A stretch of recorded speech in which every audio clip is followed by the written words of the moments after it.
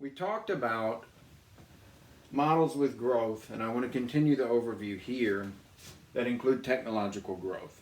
Remember, technology in this case is primarily A, but we could include it in L, and that's called labor augmenting technology, or even K, or we could add a separate one called H, which sometimes we'll do for human capital to capture the effects of education. Again, A can be a lot of things. Technology can be many things.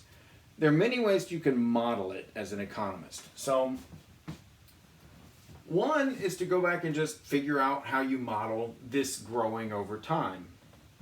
So one option, and I'll call these output market. You can model the kind of market that everybody's selling into. What does competition look like for these firms? There are models of expanding product variety. In those models, all the firms are entering to offer new products so that consumers have more and more variety to consume. You know, the toothpaste I use, there's 1,000 other toothpastes out there. New kinds of clothes, new little symbols, new kinds of cars, always an increase in product variety. And that can drive innovation by people coming out with new, innovative ideas. There can be monopolistic and monopolistic competitive markets. So in those markets, firms can get some kind of a monopoly hold for a little while and get extra benefits and profits from it. So they have an incentive to create technologies that lower their cost and drive others out of competition, or they have incentives to launch a new product, have a patent over it, which gives them a monopoly over that period of time and get extra profits from it. But those are all things that generate innovation. We balance everything against costs and benefits. We want them to innovate, but we also don't like monopolies, so we're always of sort of two minds about some of those. These are just two examples. On the input market side, we can also think of modeling. And these are models, okay? So the reason we can't just add one piece here, you have to put a whole model together capturing the incentives and the consumers and why they prefer different varieties. You have to model the patent structure and the length of it. You have to do a lot of work. So these are just giving you a basic idea. On the input side, we can think of, well, there are two kinds of workers, maybe R&D versus manufacturing workers. Okay, the idea being R&D workers produce more technology, right? That's what they do. They work on research and development to produce technology. So the more people you have in this, the more of this you get. So that's one way to do it. You can think of education. So, and human capital, as I mentioned, or labor augmenting technology. In this case, either of these two, here we can add something to L, so we would then have something like that. We could add an H straight in there.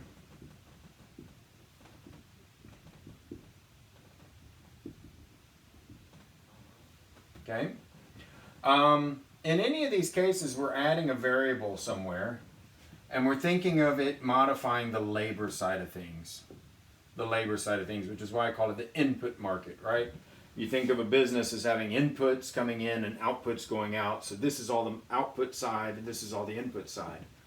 Usually in this side of it, we also think of creative destruction. That's a theory developed and expounded by Joseph Schumpeter.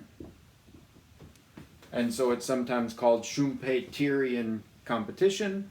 Creative destruction is exactly the idea that you're not just expanding the product variety, but the new ones are destroying the old ones. So when, sure, there are some old cars on the road, but pretty quickly the newer cars are out and dominate, and the older cars slowly run out of business. You quit making the old cars. As the new iPhone and the new Samsung and whatever come out on the market, it doesn't immediately destroy last year's version, but you see very, very, very few of the Gen 1 smartphones on the market anywhere anymore. Similarly, you don't see the Model T out there being driven around other than exhibitions and shows. You really see modern cars, right? So creative destruction is the idea you might innovate, come in, destroy old technology and replace it with newer, better technology. And so it's creative because it expands and adds, but it also destroys. So that allows some churn in the market as firms exit and enter, and you get some growth. And that's Joseph Schumpeter's theory. Here as well, you've got new workers coming in, and you could think of creative destruction in the labor market, right? The stuff I learned in college in the 90s is out of date compared to what people might be learning today. What my kids learn in their science class is making me obsolete. Another piece, and sort of the last piece I'll look at here, is institutions. This turns out for sure to be key, no question. It's just how we model it turns out to be difficult. So the institutions are things like rule of law, the existence of democracy, freedom, your patent, copyright, and otherwise intellectual property rights structure.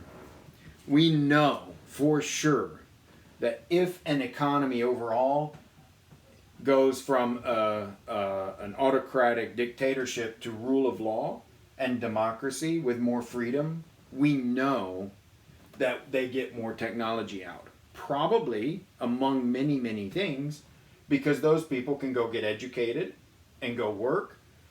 Creative destruction begins to work. All kinds of things.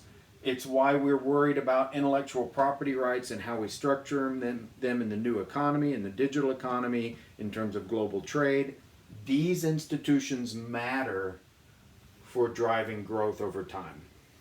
And the last but not least thing, I find this one extremely exciting, but a very difficult area to model, because I like to look at international economics, and this is very different across countries. But the last piece I'll add in terms of just technological growth and models is what they call endogenous growth theory. This is just escaping diminishing returns to scale and aiming for increasing returns. So anything that gets us away. So for example, just making this one,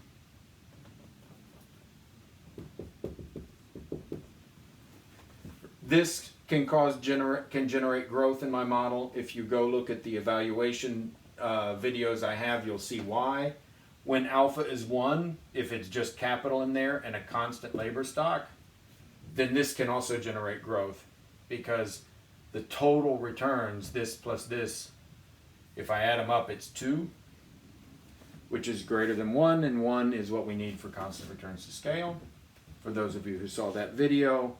So there's a whole literature that was launched in the 1980s by Paul Romer and others, for which he won the Nobel Prize, and looks at how to think about capital in a broader perspective. Like I said, my iPad is capital, it's also technology, so we can think of human capital as a broader form of capital. And so he went back and looked at fundamental models, but in ways we can get increasing returns to scale instead of constant or decreasing returns to scale. And that's a whole other set of models.